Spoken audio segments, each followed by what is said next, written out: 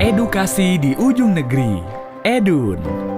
Salah satu tugas kantor perwakilan Bank Indonesia di daerah adalah melakukan sosialisasi maupun edukasi kepada masyarakat.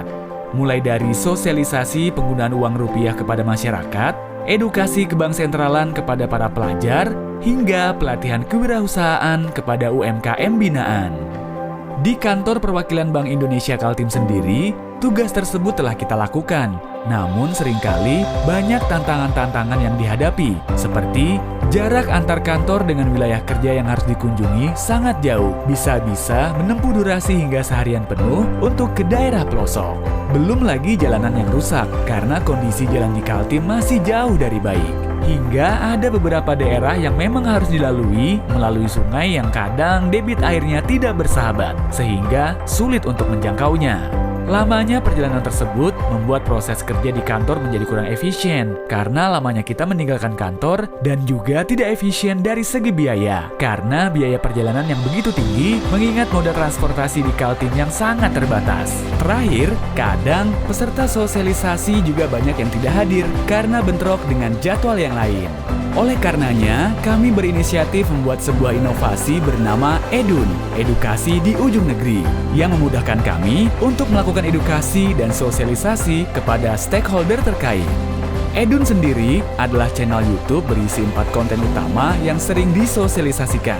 1. Edukasi Ekonomi atau Economic Podcast, berisi tentang edukasi ke bank sentralan atau materi makroekonomi yang biasa kita lakukan ke para pelajar. 2. Pengembangan UMKM atau SME Course, berisi tentang materi pelatihan UMKM yang sering diberikan kepada UMKM binaan. 3. Bedah tunai atau non-tunai, berisi materi tentang sistem pembayaran tunai maupun non-tunai yang sering diberikan kepada perbankan dan masyarakat luas.